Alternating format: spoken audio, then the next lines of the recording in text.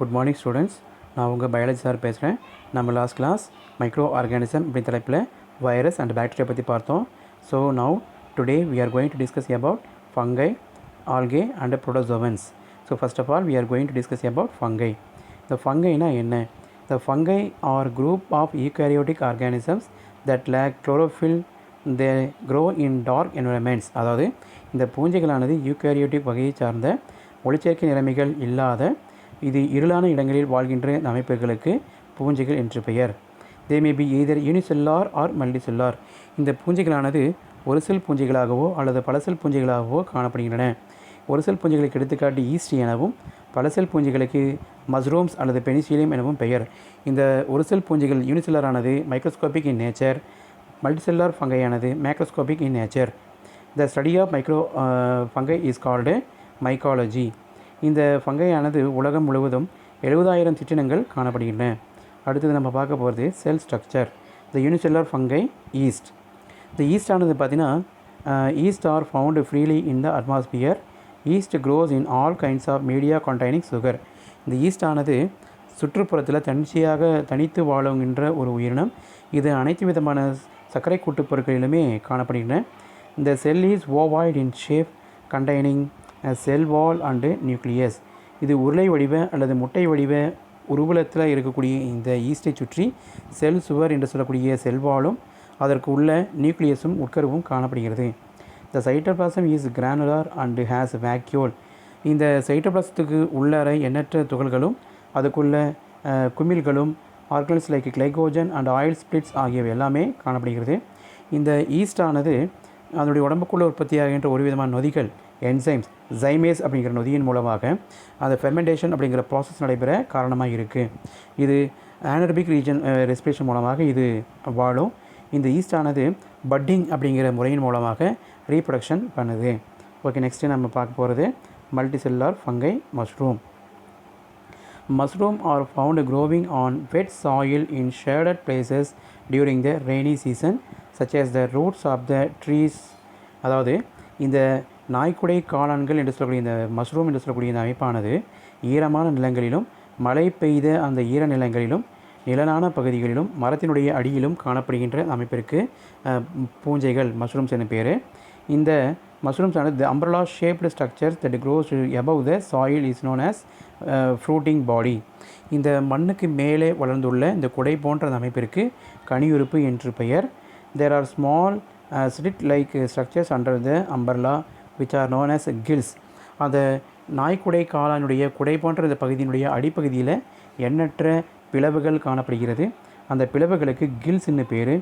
இந்த கில்ஸ்லேருந்து தான் அதிகப்படியான ஸ்போர்ஸ் ஆனது என்ன ஆகுதுன்னா ஃபார்ம் ஆகுது.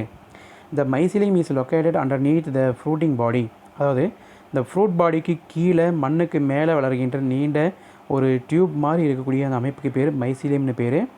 இந்த top layer of the soil mycelium in turn is made up of thread like structures called hyphae.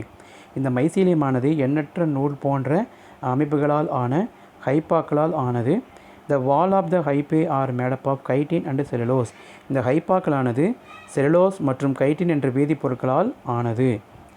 The hyphae help in transport of nutrients for the growth of mushrooms. இந்த ஹைப்பாக்கள் அந்த மஷ்ரூம்கள் வளர்வதற்கு தேவையான உணவுப் பொருட்களை கடத்துகின்ற ஒரு வழியாக இது பயன்படுத்திக்கும். இந்த மஷ்ரூம்ஸில் reproduction is by the method of fragmentation and spore formation. இது துண்டாதல் மற்றும் ஸ்போர்கள் உருவாதல் மூலமாக தன்னுடைய இனத்தை உற்பத்தி செய்கிறது. இந்த fungi are either saprophytic and parasitic and symbiotic nutritions will be there. அதாவது இந்த பூஞ்சைகளின் உடலானது 3 விதமான வழிகளில் உணவை பெறுகின்றன. ஒன்று சாப்ரோஃபைட்டிக் நியூட்ரிஷன் சாருணி வகை உணவூட்டம், பேரசைட்டிக் நியூட்ரிஷன் ஒட்டுண்ணி வகை உணவூட்டம், சிம்பியான்ஸ் அதாவது கூட்டுயிரி வாழ் உணவூட்டம். ஒட்டுண்ணி சாப்ரோஃபைட்டிக்னா சாருணி வகை உணவூட்டத்துக்கு எடுத்துக்காட்டு ரைசோபஸ், பெனிசிலியம் அண்ட் அகாரிகஸ். அடுத்தது ஒட்டுண்ணி வாழ் உணவூட்டத்திற்கு பேரசைட்டிக் நியூட்ரிஷனுக்கு பக்சீனியா, அல்புகோ போன்றவை. அடுத்தது ஒட்டுண்ணி சிம்பயாட்டிக் கூட்டுயிரி வாழ் உயிரிகளுக்கு எடுத்துக்காட்டு rhizobium and mycorrhiza. Okay, next நம்ம பார்க்க போகிறது ஆல்கே, அதாவது பாசிகள். ஆல்கேங்கிறது வேறு நமக்கு எல்லாமே ஈஸியாக நமக்கு தெரியும். மழை பெய்கின்ற காலங்களில் தண்ணி வந்து போயிட்டே இருக்கக்கூடிய பகுதிகளில் வளவளப்பாக பசுமையாக தோன்றுகின்ற அந்த அமைப்புக்கு பாசிகள்னு பேர். The algae are very simple plant like eukaryotic organisms. மிக எளிமையான சிறு சிறு தாவர அமைப்புகளில் இருக்கக்கூடிய இந்த உறுப்புகளுக்கு பாசிகள்னு பேர். இது ஒரு யூகேரியோட்டிக் வகையை சார்ந்தது. The algae are found in moist habitats. இது ஈரப்பதமான பகுதிகளில் காணப்படும். Algae are rich in chlorophyll and can be seen as a thin film on the surface of lakes and ponds. Therefore they are known as a grass of water. அதாவது நீர் நிறைந்த பகுதிகளில் ஒரு பசிகணிகங்கள் அதிகமாக நிறைந்த உணவுப் பொருட்களை தயாரிக்கக்கூடிய இந்த குளங்களிலும் ஆறு குளங்களிலும் நீர்நிலைகளும் மேலே பரவி காணப்படுகின்ற இந்த அமைப்பிற்கு கிராஸ் ஆஃப் வாட்டர், நீர் புற்கள் என்று அழைக்கப்படுகிறது. இதை they are autotrophic in and manufacture their own food with the help of chloroplast. இந்த பாசிகளானது தன்னுடைய உடம்புக்குள்ளே இருக்கக்கூடிய அதிகப்படியான பசுங்கணிகத்தை பயன்படுத்தி தனக்கு வேண்டிய உணவை தன்னை என்ன பண்ணிக்கும் தயாரித்து கொள்ளும். ஆகவே இது ஆட்டோட்ரோபிக் நியூட்ரிஷன் சொல்லலாம். ஓகே, இந்த குளோரோஃபில் இந்த பசுங்கணிகத்துக்குள்ளார எண்ணற்ற நிறமிகள் காணப்படுகிறது. they are green color chlorophyll. Psycho இது ஃபோட்டோசிந்தசிஸ்க்கு இன்வால்வ் ஆகும். the study of algae is called algology அல்லது பைக்காலஜி. இந்த பாசிகளானது பல்வேறு விதமான வகைகளில் காணப்படுகின்றன. சைஸில் 1 மைக்ரான் முதல் 50 மீட்டர் வரை காணப்படுகிறது. Algae maybe unicellular microscopic, example chlamydomonas, or multicellular and macroscopic, example sargassum. Unicellular algae exhibits variety of shapes, அதாவது ஸ்பெரிக்கலாக இருக்கலாம், ராடாக இருக்கலாம், ஸ்பிண்டில் ஷேப்பில் இருக்கலாம். Whereas multicellular algae are in the form of filamentous and branches, அதாவது நூல் போன்ற அமைப்பில் காணப்படலாம் அல்லது கிளைத்த பகுதிகளாக காணப்படலாம். இந்த பல செல்களால் ஆன அந்த பாசிகளானது. ஃபஸ்ட்டு நம்ம பார்க்க போகிறது செல் ஸ்ட்ரக்சர் கிளாமிடோமோனஸ். இந்த Chlamydomonas is a simple unicellular motile fresh water algae. அதாவது எளிமையான இந்த கிளாமிடோமோனஸ் என்று சொல்லக்கூடிய ஒரு செல் பாசிகளானது மொட்டைல் ஃப்ரெஷ் வாட்டர், அதாவது நீந்தி வாழும் ஒரு செல்லால் ஆன ஒரு பாசிகளாக இருக்கும். they are oval or spherical or pyriform in shape. இது உருளை வடிவ அல்லது கோள வடிவ அல்லது பேரிக்காய் வடிவ அமைப்புகளில் இது காணப்படுகிறது. இதனுடைய மேல் பகுதியானது குறுகியும் அதனுடைய கீழ்ப்பகுதி அடிப்பகுதியானது சற்று அகன்றும் காணப்படுகிறது. The cell is surrounded by a thin and firm cell wall made up of cellulose. இந்த கிளாமிடோமோனஸுடைய உடல் முழுக்கும் வெளியே சுற்றியுள்ள அந்த உரைக்கு செல்வால் என்று பெயர்.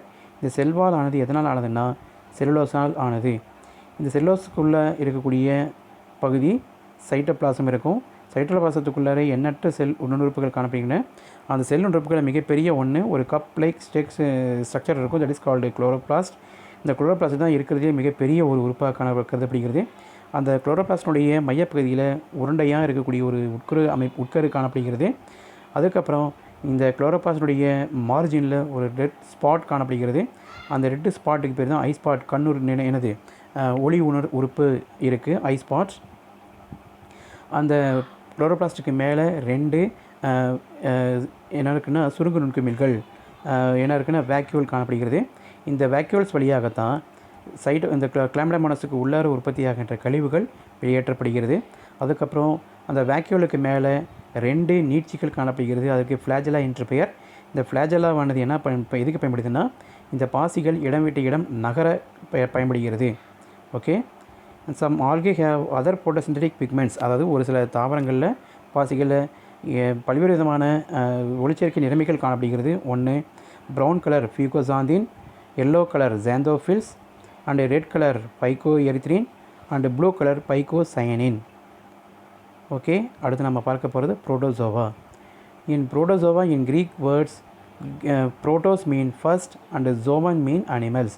அதாவது முதலாக தோன்றிய இந்த விலங்குகளை புரோட்டோசோவா உயிரினங்களில் நம்ம வைக்கிறோம். இந்த ஒரு செல் ஆல் ஆன இந்த உயிரிகளானது புரோட்டிஸ்டா அப்படிங்கிற அந்த அனிமல் கிங்டத்தில் வச்சுருக்கோம்.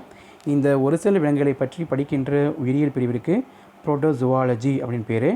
இந்த புரோட்டோசுவாலஜியில் இருக்கக்கூடிய இந்த உயிரிகள் எல்லாமே எங்கே வாழும்னா குளங்கள், ponds, ocean, in moist soil and in the cells of tissues of plants and animals.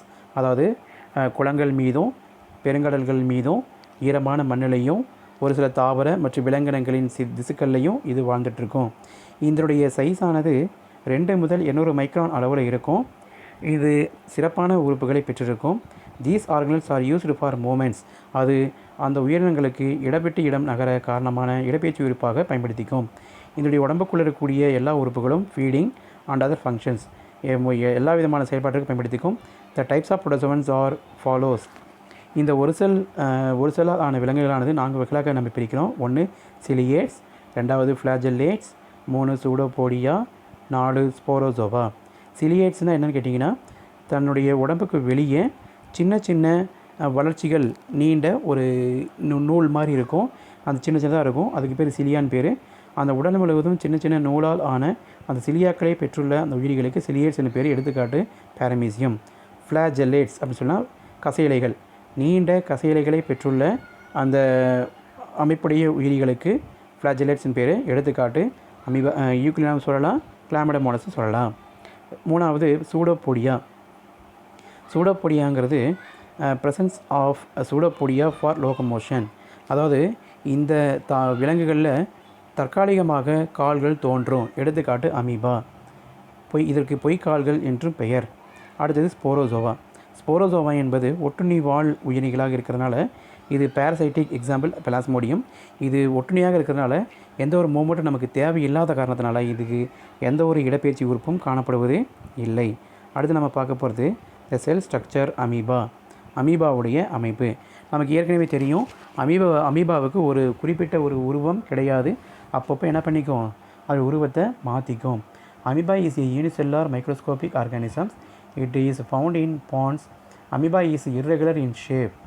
It has a cell membrane, cytoplasm and a nucleus. இந்த செல் மெம்பரேன் ஆனது உடல் முழுவதும் பரவி பாதுகாப்பாக இருக்கும். அதுக்குள்ளே சைட்டோபிளாசம் காணப்படும். சைட்டோபிளாசத்துக்குள்ளார எண்ணற்ற செல் உறுப்புகள் காணப்படுகிறது. உணவுத் துகள்கள் காணப்படுகின்றன. அதுக்கப்புறம் உட்கருவெல்லாம் காணப்படுகிறது. இந்த செல் சவ்வானது என்ன பண்ணுதுன்னா, எந்த ஒரு உணவுகள் முன்னில் இருக்கோ அதை நோக்கி என்ன பண்ணுது, ஒரு பிதுக்கம் மாதிரி ஏற்படுத்தி ஒரு போலியான ஒரு கால்களை தோற்றுவிக்கும். அந்த போலியான கால்கள் உற்பத்தியான பின்னாடி உணவை சூழ்ந்து காணப்படும். அந்த உணவை சூழ்ந்துச்சுன்னா அங்கே ஒரு மெம்பரேன்ஸ் ஒரு காற்று குமிழ்கள் உற்பத்தி ஆகும். அந்த குமிழ்களை வெளியேற்றின பின்னாடி அந்த உள்ளே இருக்கக்கூடிய உணவை என்ன பண்ணிடும், என்கல்ஃப் பண்ணிடும். The body of flows around the food particle and engulf its forming food vacuoles. Contractile vacuoles are seen in the cytoplasm. சுருங்கு குமிழ்கள் வழியாக உள்ளே சென்று அந்த உணவானது செரிக்கப்பட்டு கழிவுகளாக வெளியேற்றுகிறது. Amoeba reproduces by means of fission and sporulation. அதாவது பிளத்தல் மற்றும் ஸ்போர்கள் மூலமாக தன்னுடைய இனத்தை உற்பத்தி செய்கிறது. ஓகே, நாம் இன்றைக்கி பூஞ்சைகள், ஆல்கே அண்டு புரோட்டோசோவன் பற்றி பார்த்தோம். அதுக்கப்புறம் அடுத்த கிளாஸில் இந்த ஒரு செல் உயிரிகளால் ஏற்படுகின்ற நன்மைகள் என்ன, மற்றும் விலங்குகளுக்கும் மனிதர்களுக்கும் தாவரங்களுக்கும் என்ன மாதிரியான நோய்கள்லாம் ஏற்படுதுங்கிறத பின்னாடி நம்ம பார்ப்போம், அடுத்த கிளாஸில் பார்ப்போம். ஓகே, நாம் உங்களுக்கு இப்போ இன்றைக்கி நடத்தின வரைக்கும் உங்களுக்கு எவாலுவேட் பண்ணுறதுக்காக ஒரு சில கேள்விகள் கொடுத்துருப்போம். அதுக்கு சரியான பதிலை நீங்கள் படித்து நீங்கள் டெஸ்ட் எழுதி காமிக்கணும். தேங்க்யூ.